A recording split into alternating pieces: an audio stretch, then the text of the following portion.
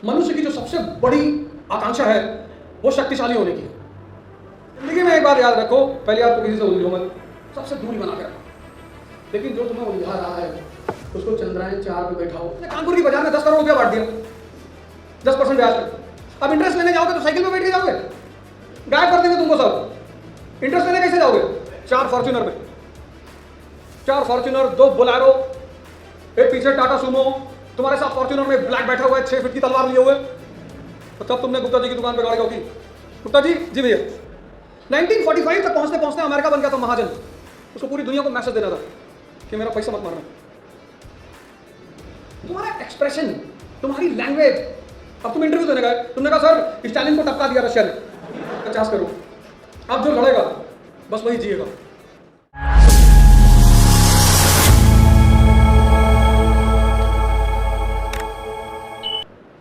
Learning takes time.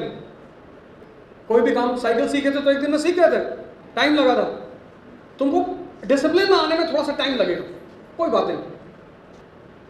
पर एक बार जब तुमने साइकिल चलानी सीख ली, अब हाथ छोड़ के चलाते हो, साइकिल की गद्दी पे खड़े हो जा रहे हो, स्टंट कर रहे हो, गिरे दोनों हाथ टूट गया, वो एक अलग बात। हमारे इलाहाबाद में एक दरोगा थे, बहुत खूंखार दरोगा। तो अगर वो किसी को साइकिल देख ले, हाथ छोड़ के चलाते हो तो एक हैंडल ही कटवा दे, क्या जब पकड़ना ही नहीं है तो। अक्सर लोगों की आदत थी, WH था वुमेन हॉस्टल, तो वहां लोग हाथ छोड़ के साइकिल चलाते थे, वो वहीं बैठा होता था, रोक लेते थे, कहा ये हैंडल काट दो। एक बार हम लोग खाना खा के घूमने निकले, पकड़ लिया, कहा कहाँ? बोले सर वो खाना डाइजेस्ट कर रहे हैं। कहा गाड़ी में बैठा उनको, तो समझ लो कानपुर से बैठाया और रनिया ले जाके छोड़ दिया रात में 2 बजे। कहा आराम से हजम करते हुए आओ। और सब बारबूटा पहने हुए लड़के, और उस वक्त कच्चा बनियान गिरोह चल रहा था।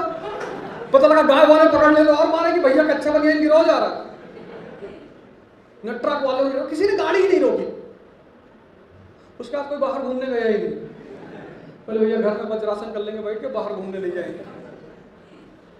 देखो ऐसा है कि जब तुम विकल्प लेते हो, विकल्प जैसे 5 बॉलीवुड की एक्ट्रेस निकालो और फिर पूछो कि किसमें से किससे शादी करनी है, तुम कभी डिसीजन ही नहीं ले पाओगे। जहां विकल्प है वहां कंफ्यूजन है। कंफ्यूजन कौन पैदा करता? विकल्प। कि ये ऑप्शन है, बढ़िया है, ये भी अच्छा, इसका बाल बड़ा बड़ा, आंखें बहुत अच्छी है। तो तुम अपने चॉइस, इंटरेस्ट को दो। तुम क्या सोचते हो? किसी को IAS बनते हुए देख लिए, 4-5 लोग गन लेके जाते, तुम कहो यार IAS बनना चाहिए। दूसरे को देख के क्यों कर रहे हो?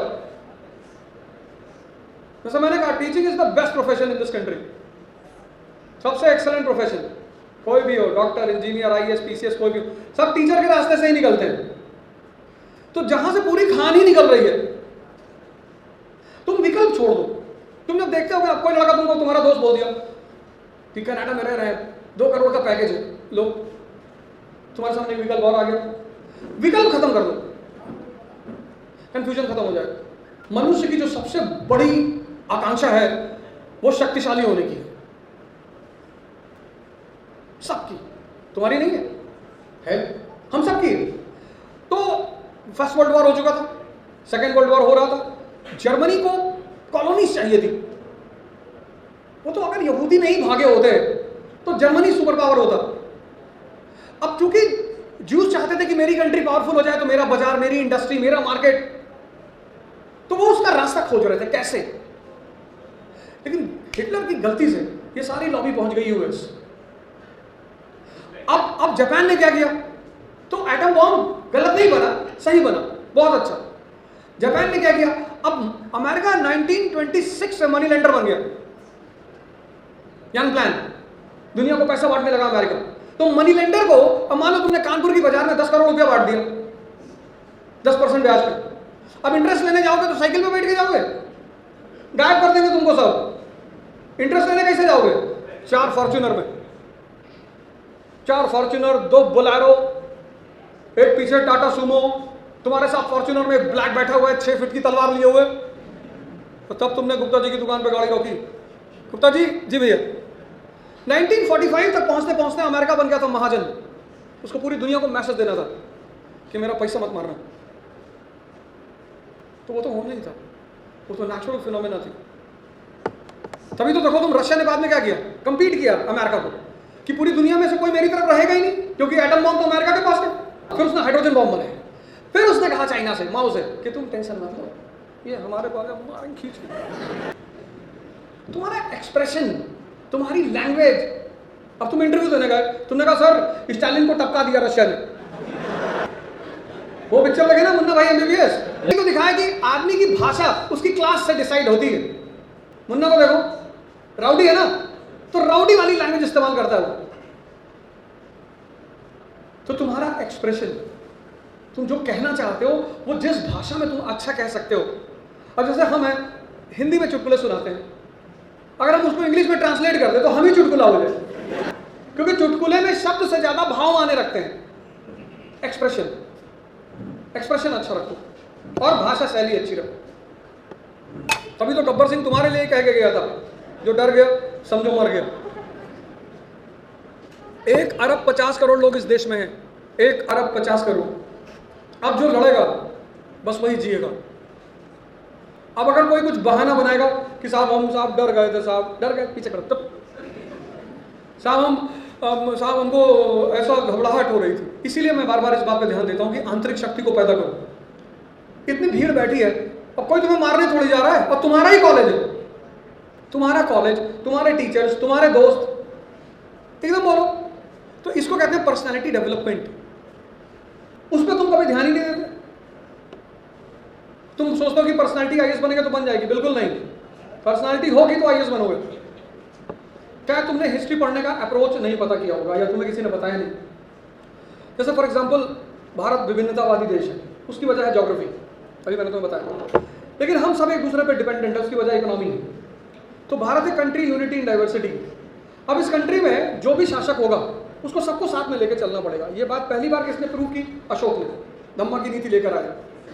दूसरी बार किसने प्रूव की? अकबर ने। तो अब जो हमारे शासक हैं, अब जो भारत को जो चला रहे हैं, उन्हें इस बात पे ध्यान देना होगा कि इस डाइवर्सिटी को साथ लेकर ही चल सकते हैं।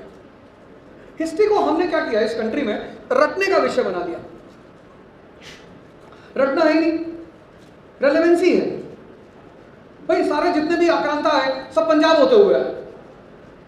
एक आदमी ने खैबर से बोलन से घुसने की कोशिश की, मोहम्मद गौरी ने, लेकिन वहां से वो घुस नहीं पाया। ज्योग्राफी, तुम कभी गुजरात का एरिया देखोगे ना, तो वहां रन ऑफ कच्छ है, मार्सी दलदल ले लिया। उसने सोचा मैं गुजरात से भारत में एंटर कर जाऊं, वहां के दलदल में फंस गया। तो जब तुम किसी चीज को रेलेवेंसी के हिसाब से पढ़ते हो, रेलेवेंसी कनेक्ट करके पढ़ते हो, तो इंटरेस्ट पैदा होता है। जिंदगी में एक बात याद रखो, पहली बात तो किसी से उलझो मत, सबसे दूरी बना के रखो। लेकिन जो तुम्हें उलझा रहा है उसको चंद्रायन 4 पे बैठाओ। लड़ो मत किसी से, अपनी ऊर्जा का व्यय मत करो, सबको जवाब मत दो। हम देखते हैं ट्विटर पे लोग लड़ाई करते हैं एक दूसरे से। सबको जवाब नहीं देना है, सबसे झगड़ा नहीं करना है, सबको दिखाना नहीं है। अब तुम गली से जा रहे हो, छत पे कुत्ता भौंक रहा है, क्या कर लोगे? और अगर तुम पलट के भौंके तो वो बहुत हंसेगा। इस समाज में टैलेंट क्या है? ये तुम्हारा टैलेंट क्या है? तुमको हर आदमी छेड़ रहा है। इसीलिए मैं कहता हूँ डॉक्टर अंबेडकर की फोटो लगाओ अपने घर में। उस आदमी की जाति कभी मत देखना, वरना तुम उस आदमी से कुछ सीख नहीं पाओगे। और जब तुम्हें दुनिया में चुनौती दिखाई पड़े तो उस आदमी को चेहरा देखो 5 मिनट की, इससे ज्यादा है, फिर तुम्हारी चुनौती मेल्ट कर जाएगी। जैसे तुम एक सब्जेक्ट में फेल हो गए, रिपोर्ट कार्ड देखे एक सब्जेक्ट में फेल, तब तक पीछे से एक तुम्हारा दोस्त आ गया, कहा मैं 3 में हो गया, तुम्हारा दुख गायब, तुम्हारा दुख तुरंत गायब। तुम घर पहुंचे, पापा ने पूछा रिजल्ट कैसे, तुमने कहा वो वर्मा जी का लड़का 3 विषय में फेल है। पहले यार तो अपनी एक व्यक्तित्व बनाओ, थोड़ा सा आइसोलेट रहो। जब राजा बनने का सपना देखो तो जनता से दूर रहो अभी से। जनता का काम है बैठी है दिन भर, मोदी जी ऐसा कर दिए, कुछ करना नहीं है।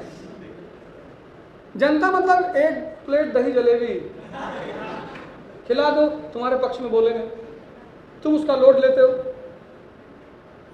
इसीलिए तुम डीएम बनोगे तो यहां कानपुर में डीएम बंगला है, एसपी का तुमको अलग रखा जाएगा, वहां आम जनता आ नहीं सकती है। बाहर आके खड़े की बाबूजी साहब से मिलना, बट साहब से मिलना, साहब के गांव के तो तुमको वो ट्रेंड। पर इसका मतलब ये नहीं कि सबको गाली देते हुए चल रहे हैं, बदतमीजी कर रहे हैं कि हम राजा हैं, बहुत मारेगी स्कूल की पब्लिक। बहुत हिसाब से रहना है, कहने का मतलब ये है। और सारी चुनौतियों को बहुत बैलेंस्ड माइंड होकर हैंडल करना है, आराम से, सुकून, है ना। बाकी कोई दिक्कत नहीं। तुम क्यों सोच रहे हो तुम हार जाओगे? भाई हमारे पिताजी थे, उन्होंने कभी हमको कुछ नहीं, माता जी तो खैर बहुत उल्टा सीधा बोलती थी, पर कोई बात नहीं, वो उनको भी कोई पीछे से परेशान करता था। माँ बाप बेचारे कुछ नहीं कहते, ये जो समाज है ना, ये उनको बहुत परेशान करता है।